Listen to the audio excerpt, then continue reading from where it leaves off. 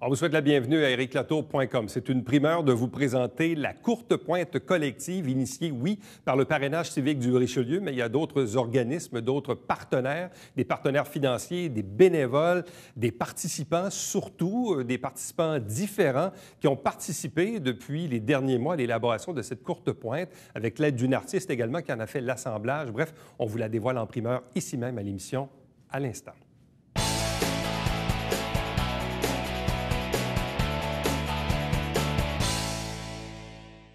On vous parle maintenant d'un projet d'intégration du parrainage civique du Richelieu, une courte pointe collective. Elle est d'ailleurs avec nous, oui, la courte pointe, et également 4 invités pour parler de ce projet. D'abord, Jocelyne Fredette, qui est la directrice générale du parrainage civique du Richelieu. Bonsoir. Bonsoir. Accompagnée de Karine Lafleur, qui est agente d'intégration au parrainage civique. Bonsoir. Bonsoir. Également, Mme Carole Ferrer, qui est artiste. Bonsoir à vous. Bonsoir. Et aussi Mme Pierrette Vanier, qui est bénévole au Centre d'action bénévole d'Iberville. Bonsoir et bienvenue. Je vais commencer avec vous, Mme Fredette. Tout d'abord, parlez-nous un peu des origines de ce projet d'intégration, qui est bien sûr la courte pointe. Le projet a démarré au parrainage civique avec l'équipe.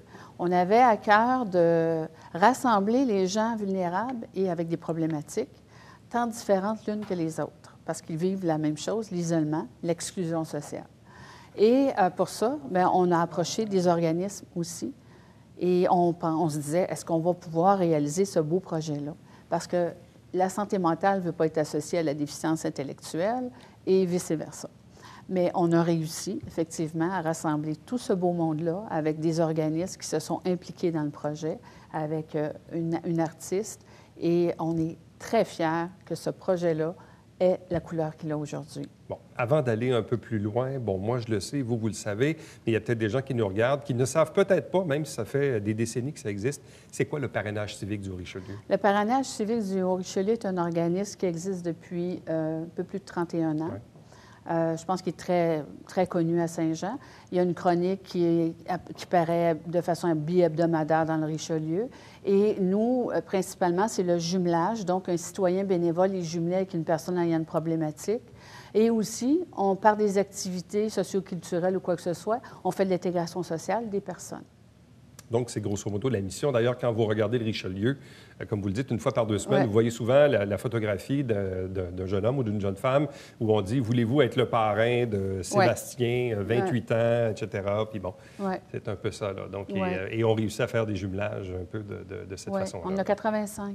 85, oui. C'est bien. C'est beaucoup, oui. Bon. Karine Lafleur, qui est bien sûr agente d'intégration, peut-être nous parler un peu de la signification de la courte pointe. Qu'est-ce qu'elle représente au juste?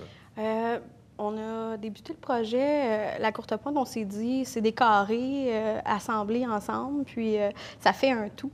Donc, on a parti de cette idée-là, puis on a voulu créer avec les FIOL et les autres participants des autres organismes un tout qui nous ressemble, en fait, là. La courte pointe, en fait, on s'est dit, plusieurs matériaux ensemble va créer l'œuvre de la courte pointe. Puis, comment ça s'est inséré? C'est, on n'a pas créé de limite. Il y a différents matériaux qu'on voit sur la courte pointe. On peut parler de broches pour tricoter, mais c'est inséré à travers les morceaux. Pourquoi? Parce que la différence, c'est un peu ça, non limite à qu'est-ce qu'on peut créer. L'imagination qu'on laisse aller dans nos carrés, c'est un peu de nous qu'on met à l'intérieur.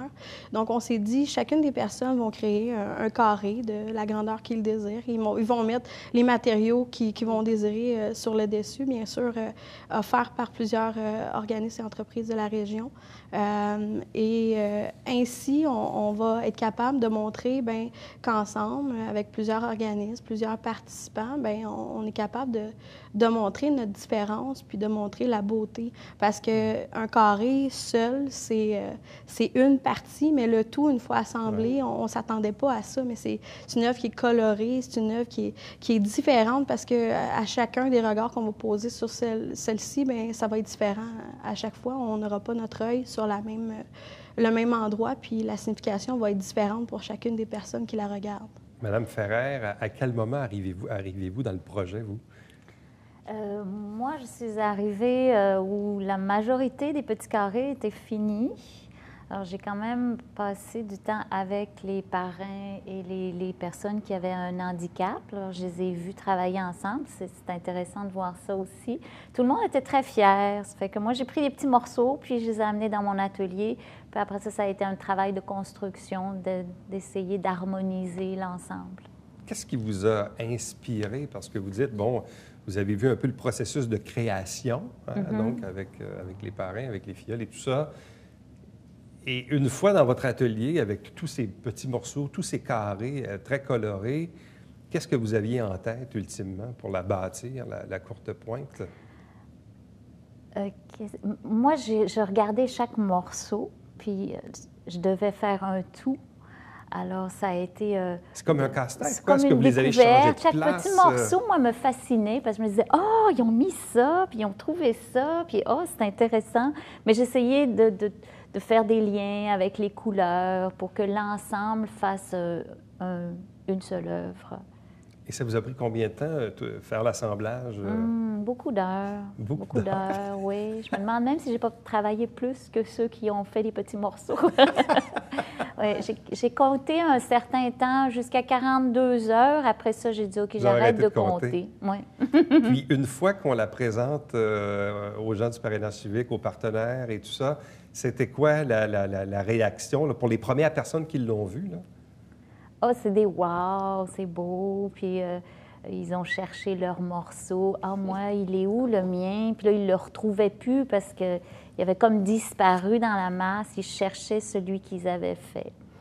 Bon, vous, Mme Vanier, vous avez accompagné donc une personne qui a participé à l'un de ces petits carrés, c'est bien ça? Plusieurs personnes. Plusieurs petits carrés, là. Oui, oui. Expliquez-nous un peu votre implication dans ce projet-là. Moi, j'ai été approchée par André Boulet je m'excuse, du... Cap d'Iberville. C'est ça, du Centre d'action bénévole d'Iberville. Puis, on m'a demandé si je voulais aider des personnes handicapées à former la courte pointe. Puis, ce qu'on a fait, les bénévoles, c'est qu'on leur a fourni les carreaux qu'on avait déjà taillés d'une certaine grandeur. Puis là, on leur a fourni tout ce qu'il fallait pour les décorer à leur goût. Boutons, fermeture éclair, tissu, lainage. On a même tricoté des fleurs, des cœurs, toutes sortes de choses pour qu'ils puissent utiliser pour faire leur carré. Puis nos personnes participantes étaient très intéressées. À toutes les semaines, à chaque semaine qu'on allait, chaque fois qu'ils nous voyaient arriver, ils se rappelaient de nous, puis ils avaient hâte de s'impliquer pour faire leur carreau, puis est-ce que tu peux me montrer comment coudre, puis des choses comme ça. Puis j'ai beaucoup aimé, ils sont très attachants, ces personnes-là. Qu'est-ce que vous avez vu dans le regard des participants et des participantes? Là, c'est un projet, oui, on a des matériaux et tout ça. Oui. Puis, mais vous, comme bénévole, comme personne qui accompagne, qu'est-ce que vous avez vu dans leurs yeux? La satisfaction de pouvoir faire quelque chose qui va être intégré à la courte pointe, à la masse, si on peut dire, puis de le faire de leurs mains. On a un morceau dans la courte pointe qui était tricoté par un monsieur au crochet. Fait que ça, tu ne retrouves pas ça à tous les jours. C'est rare, ça. Oui, c'est très rare. Fait que de voir la joie qu'il y avait... de voir la joie qu'il y avait à créer son carré au crochet, ça nous émerveillait. Parce qu'ils savent qu'ils contribuent, qu'ils sont inclus. C'est une inclusion qu'ils vivent. Et ça, pour eux, moi, la courte pointe avait déjà démarré. Je crois que je suis arrivée à la 2e ou la 3e. Je vous dis, là, j'ai eu tellement d'émotions à voir comment ils couraient après chacune des bénévoles pour dire « Aide-moi, aide-moi, je veux faire ci. » Donc, c'est la participation, c'est de voir le bonheur, c'est de voir leur sourire, c'est de voir qu'ils étaient au rendez-vous. Parce qu'ils savent qu'ils font quelque chose. Puis, ils n'étaient pas au courant, eux, de voir que la courte pointe prendrait toute cette ampleur-là. Mais ils participent à quelque chose de nouveau, puis ils sont ouverts. Hein? Ils étaient Oui. ouverts. Ils étaient toujours, quand on arrivait le jeudi soir, là, ils venaient nous rejoindre à la porte pour nous accueillir, puis quand est-ce qu'on commence, puis où sont les choses qui ne sont pas encore sorties, puis il est très enthousiaste de participer, puis de faire différent d'une semaine à l'autre sur leur petit carré, de faire quelque chose de Ça a différent. pris combien de temps, toute l'élaboration de ce projet-là? Mais ce qui est intéressant de voir, c'est on s'est déplacé. On a fait avec le parrainage civique au Parami à tous les jeudis ces ateliers-là. Après ça, on est allé avec le Centre d'action bénévole, les bénévoles du Centre d'action bénévole. Après ça, Karine s'est déplacée, est allée à l'Envol, faire un atelier avec les personnes en déficience physique. Après ça, on est allé au projet Intégration Autismopolis. Ouais. Là aussi, on rassemblait des gens en TSA, troubles du spectre de l'autisme. Alors, Karine est allée, ils ont tous fait leur carreau. Et après ça, on s'est déplacé, on est allé à la Santé mentale Québec au Richelieu, ici. Ouais. La même chose, ils ont fait leur carreau. Alors, chacun faisait leur carreau, et c'est important que quand ils voyaient ça, ils cherchent leur carreau. Mais pour eux, je vais laisser parler Karine, juste en santé mentale, lorsqu'on s'est déplacé pour aller là. C'est ça la beauté du projet. C'est pas de dire c'est le parrainage civique, c'est nous qui avons eu l'idée. C'est qu'on a voulu vraiment, moi, comme directrice générale, c'est-à-dire, c'est des gens vulnérables qui ont tous une différence, puis de les réunir ensemble, puis tous avaient le même bonheur. Vraiment, de créer, puis d'avoir cette œuvre-là. C'est un projet intégrateur pour les personnes qui y participent, mais c'est beaucoup plus large que ça, parce que c'est beaucoup de bénévoles, de partenaires, de différents organismes, de différents niveaux de participants aussi également. Donc, c'est vraiment très intégré. Donc, comment je dirais, ça a une valeur, une représentation énorme, surtout probablement pour vous, parce que vous avez vu tout le travail derrière ça. Là, vous nous la communiquez aujourd'hui pour qu'on comprenne tout le travail qu'il y a derrière ça. Karine, peut-être expliquer un peu, justement, on faisait référence à l'envol ou à d'autres types d'activités que vous avez tenues. Les ateliers qu'on a animés, en fait, ce qu'on voyait, c'est que c'est libérateur, puis c'est quasiment thérapeutique. Tu sais, on met de la musique, on crée, aucune limite, puis ce qu'on va mettre, c'est une partie de soi dans l'œuvre. Il y a des gens dans cette courte pointe-là, dans leur carré, qui ont décidé de mettre quelque chose de caché, un bouton caché en dessous d'un tissu. Puis c'est comme un message qu'on envoie personnellement dans une œuvre qui va être regardée par quelqu'un d'autre, que peut-être la personne qui va la regarder ne saura pas qu'il y a un bouton caché, mais que ça véhicule un message personnel qui est porteur dans leur... C'est vrai que ça a pris combien de semaines ou combien de mois à peu près, là, du début là, jusqu'à aujourd'hui? Là, il s'était passé combien de temps? On parle d'un projet d'environ 350 heures de création. Échelonné sur combien de temps? 10 rencontres échelonnées jusque de septembre à aller jusqu'à février. On a eu des temps de pause, bien sûr, mais vraiment, là, c'est un projet qui a pris beaucoup d'envergure, qui était plus grand. On avait une vision au début, mais aujourd'hui, de la voir, c'est un projet qui a du cœur. Mais ça a mobilisé aussi, si on prend tous les organismes où est-ce que tu es allé, ça a mobilisé, une bonne soixantaine de personnes? Oui, c'est 60 personnes au projet. Facile. Oui. Puis, on a eu des partenaires aussi au niveau du matériel, parce que ce qui est intéressant là-dedans, c'est que le matériel, on était le chercher auprès des organismes de la région, des entreprises. Donc, je crois qu'il y a... Oui. Au niveau des partenaires financiers, je ne les ai pas nommés tantôt. C'est toujours important. Hein? C'est sûr. Au niveau financier, je vous dirais qu'on a eu le député, M. Jean Rio, député fédéral de Saint-Jean, qui nous a octroyé des sous pour... Et les autres personnes, c'était vraiment comme le village des valeurs. On rentrait là, on prenait le carrosse, puis on arrivait à la caisse. C'était ça les limites. Le centre de partage communautaire Joannais, la même chose. Et le centre d'action bénévole d'Iberville, la même chose. Alors, c'est toute cette collaboration-là aussi qui fait que, c'est ça, des œuvres comme ça peuvent voir le jour, parce que juste aller acheter tout ça, là, c'est comme... Et se payer aussi une artiste, parce que ce que Mme Ferrer ne dit pas, c'est que moi, je l'ai contactée.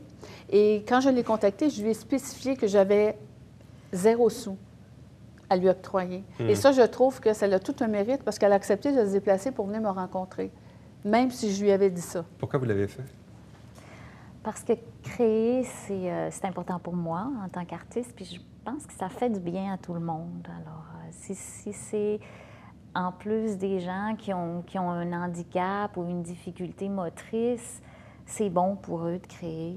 Ça les apaise, ça leur donne confiance en eux. C'est une belle estime de soi d'avoir un petit morceau réalisé, même si c'est les mains d'une assistante qui ont enfilé l'aiguille. Le produit final, c'est source de fierté. Alors, c'est pour ça, pour permettre à ces gens-là d'être fiers. Est-ce qu'il y a eu des matériaux là-dedans utilisés qui vous ont surpris, étonné? Tout m'a étonné. Dans chaque petit morceau, je les trouvais tous beaux. Je trouvais que ça faisait preuve d'imagination puis de créativité. C'était très lumineux. Il y a beaucoup de cœurs, beaucoup de fleurs. Ces gens-là ont l'air heureux d'avoir créé leurs petits morceaux. Je reviens à vous, Madame Vanier. Toutes ces heures passées avec les participants, qu'est-ce que vous-même, vous en avez retiré? Oh, pour moi, une grande joie. Moi, j'adore aider le monde. Moi, je fais du bénévolat à temps plein à la maison. Je tricote pour redonner à la société. Et puis là, quand on m'a approché, c'était parce que je tricotais pour montrer aux personnes handicapées à tricoter. Fait que certaines personnes l'avaient, comme le monsieur dont je vous parlais tantôt, Pascal, mais on avait d'autres personnes qui étaient moins habiles au tricot ou au crochet. Fait que à ces personnes-là, on a montré à coudre, puis l'intérêt qu'ils portaient à ce qu'ils faisaient, là, c'était énorme. La gaieté qu'il y avait dans leur visage, dans leur attitude. Puis là, on regardait l'heure, puis oups, le temps était terminé, il fallait s'arrêter. Oh non, pas déjà. Fait que, ça a été, pour moi, là, ça a été super intéressant. J'ai adoré faire ça, puis je recommencerai demain matin. Jusqu'à présent, est-ce que tous les participants ont vu le produit fini? Oui. Oui? Ça, c'est fait, donc il y a déjà eu une première présentation. Oui. Comment ça s'est déroulé? Ça fait combien de jours que vous avez fait ça? Non, le dévoilement officiel va se faire à l'Hôtel de Ville. OK. Donc, il y a un dévoilement officiel, mais quand même, il y a eu un dévoilement non officiel auprès des participants. À l'intérieur de photos, puis on envoie ça par courriel. OK, ils ne l'ont pas vu en vrai? Puis, lors de notre réunion, non. Okay, lors de notre rencontre, pour justement là, faire la planification, ils l'ont vu, mais en photocopie. OK. Ouais. Et au travers de la photocopie, la réaction était bonne? Bien, ce qu'il faut dire, c'est que cette œuvre-là est comme jamais terminée. Tu sais, on pourrait continuer on pourrait l'agrandir, on pourrait... Exact. Ouais. Mais ils l'ont vu une première fois parce qu'on a été affichés dans le Richelieu. C'était vraiment comme Mme Ferrer disait. Ils étaient étonnés, ils cherchaient leur carré. Ils regardaient une fois assemblé ce que ça ressemblait. Est-ce que ça ressemble à ce que je croyais que ça allait être? Et non, tu sais, il n'y avait aucune idée de ce que ça allait prendre comme forme. Maintenant, il la regarderait aujourd'hui, puis elle a changé encore. Il y a eu des modifications, il y a eu des ajouts. Cette œuvre-là, elle a deux côtés. Puis ce que j'ai trouvé intéressant, c'est la vision de Mme Ferrer dans cette œuvre-là, d'assembler les carrés, puis de créer un bonhomme à l'intérieur de ce carré-là, en broderie, pour montrer que la personne d'un côté, c'est bien rempli, c'est coloré, les organismes sont affichés autour. C'est pour leur montrer le support que la personne peut avoir avec les organismes de la communauté. De l'autre côté, la personne est plus isolée. Puis c'est pour montrer que les gens vivent de l'isolement, puis que c'est une réalité. Donc, l'image qu'elle a portée, je trouve ça vraiment parlant pour les gens qui vivent avec une différence. Et là, le dévoilement, lui, à l'Hôtel de Ville, il est prévu pour bientôt? Il est prévu exactement le 21 mars à l'Hôtel de Ville, à la salle du Conseil. C'est M. le maire Fecteau qui va la présenter à la salle du Conseil. Elle va être exposée là pour à peu près 2 semaines. Et ensuite, pendant 1 an, elle va être à chaque mois déplacée pour aller dans les bibliothèques, les écoles, le SRSOR, certains restaurants. Et la 2e année, ça va être chacun des organismes qui a participé qui va avoir la courte pointe pendant 1 mois, 2 mois. Alors, ça aussi, c'est agréable de savoir que ça ne s'en va pas dans un garde-robe. Elle a vraiment un plan de vie pour 2 ans. Puis par la suite, bien, ça va être le parrainage civique qui va avoir le bonheur de l'avoir. Et là, quand on va la présenter ou la déplacer là, dans les organismes ou les différents lieux, est-ce qu'il y aura une note explicative pour qui est ça ici? OK, moi, je ne la vois pas. Qu'est-ce qu'il y a d'inscrit sur le panneau qui est là? C'est exactement, on parle de l'hommage à la différence. Donc, le projet de Courte Pointe est une activité de créativité collective qui rend hommage à l'intégration, la collaboration et l'entraide, autant avec les personnes que les organismes. Et aussi, on a le créateur, Mme le parrainage civique, l'artiste, Mme Carole Ferrer, collaborateur à la création, le Centre d'action bénévole d'Iberville et de la région, l'Envol du Richelieu, projet d'intégration, Autismopolis, Santé mentale Québec au Richelieu, partenaire de la Ville de Saint-Jean qui va s'occuper de l'agenda de la Courte Pointe pour la première année, et partenaire financier, je les ai nommés tantôt, Centre d'action bénévole d'Iberville de la région, Centre de partage communautaire Joannais, le Village des Valeurs et M. le député fédéral, M. Jarriot. Donc, elle est vouée à un bel avenir pour les 2 prochaines années. C'est ce qui me rend heureuse. Et elle sera très représentative et c'est un outil de communication assez puissant, là. Oui. Merci. Oui. C'est vrai, puis ça va rester. Je serais curieux de voir des participants quand eux, ils vont la voir. Ouais. Hein, la réaction finale, là, je ne sais pas, vous, comment vous anticipez ce moment-là, au moment du dévoilement, Mme Vanier? J'ai très hâte de voir comment tout le monde va réagir à ce que nos personnes handicapées ont pu faire. Il y a des personnes qui ont toutes leurs capacités et qui n'en feraient pas la moitié de ce que ces personnes-là ont fait. Fait que moi, j'ai beaucoup apprécié de travailler avec eux parce que, justement, ils voulaient faire ce qu'ils ont fait. Puis on a des personnes qui ont toutes leurs capacités, puis ils ne sont pas capables de rien faire, ils ne veulent pas rien faire. Fait que de voir le chef-d'œuvre qu'on a accompli, puis que Mme Carole nous a dessiné, c'est merveilleux. Oui, pour parce moi. que Mme Ferrand, lorsqu'elle est arrivée dans le projet, on était au Père-Ami, l'activité, puis là, elle me dit, c'est parce qu'une courte pointe, il faut qu'il y ait de la bourrure, il faut que... Là, on était là, mais encore. Oui. Et c'est elle aussi qui... Je le vois, là, ouais. Voyez-vous, alors... puis c'est des 2 côtés? Oui, c'est des 2 côtés. Ah, OK, moi, j'avais pas vu ça. Oui, c'est des 2 côtés. C'est reversé. Parce qu'on ne voulait pas, Mme Ferrand, c'est très important, ne voulait pas laisser de côté des pièces. Alors, toutes les pièces ont été incorporées au projet. Il y a combien de petits carrés? Les avez-vous comptés? Je ne les ai pas comptés. Non, moi non plus. Puis j'en ai ajouté des plus petits pour faire des liens. Il y en a beaucoup. Il y en a plusieurs. Ouais. Alors, quand on parlait tantôt du communautaire, on a vraiment réussi quelque chose de beau. Vraiment quelque chose de beau. Avec les organismes, avec les personnes aussi, qui vivent avec des différences, avec des problématiques. Puis, je sais que ça a l'air un petit peu dada de dire ça, mais c'est vrai que de voir un sourire sur le visage de ces personnes-là, moi, ça remplit ma journée, là, vraiment. Ils avaient le sentiment d'avoir vraiment... il y a un exploit là-dedans, pour eux. Oui. Ouais. C'est des choses qu'ils ne sont pas habitués de faire. Un fusil à colle, une aiguille. Alors, ils se lancent, ils n'ont pas de barrière. C'est pas « je suis pas capable, je veux pas ». Ça se lançait. C'est beau. Parfois, les artistes ont un peu d'appréhension à présenter leur œuvre. Là, jusqu'à présent, le contact a été bon, la réaction aussi. Mais c'est une œuvre collective, c'est pas mon œuvre. Sans tous les petits morceaux, moi, j'aurais rien fait. C'est une œuvre collective. C'est vraiment une œuvre collective. Moi, j'ai assemblé. Moi, j'ai terminé, c'est tout. Mais l'assemblage est bien reçu. Oui, oui, c'est gentil mais c'est tous les petits morceaux qui font que l'œuvre est ce qu'elle est. Donc, les gens vont pouvoir, bien sûr, la voir, comme vous le dites, là, au cours des 2 prochaines années, dans différents lieux publics. Et je pense que les gens aussi vont être bien fiers de la présenter et de la regarder attentivement des 2 côtés, ce que je vais faire après l'entrevue, parce que là, c'était caché, je ne le voyais pas. Oui. Mais je vais y regarder. Je soulignerais que si des gens, soit des entreprises ou qui désiraient l'exposer, qui contactent le parrainage civique du Haut-Richelieu. Ça va nous faire plaisir. Tout à fait. Bien, à vous 4, merci beaucoup. Félicitations encore une fois et vous féliciterez aussi, bien sûr, les nombreux participants et partenaires à ce projet. Puis je pense que la région peut être bien fière de ça. Merci. Merci beaucoup. Merci. Restez avec nous puisqu'au retour, on vous présente le Babillard quotidien.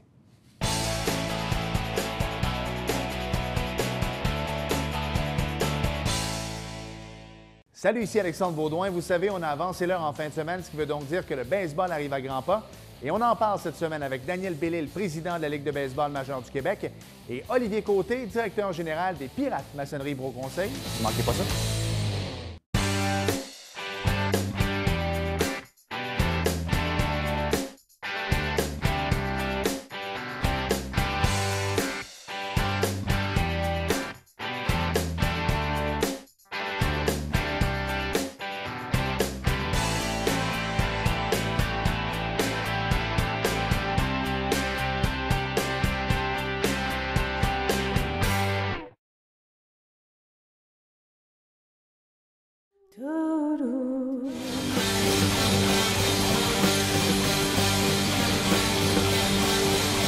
C'est normal aussi de vivre notre non-conformité individuellement quand on est seul, je veux dire, parce qu'en absence de normes.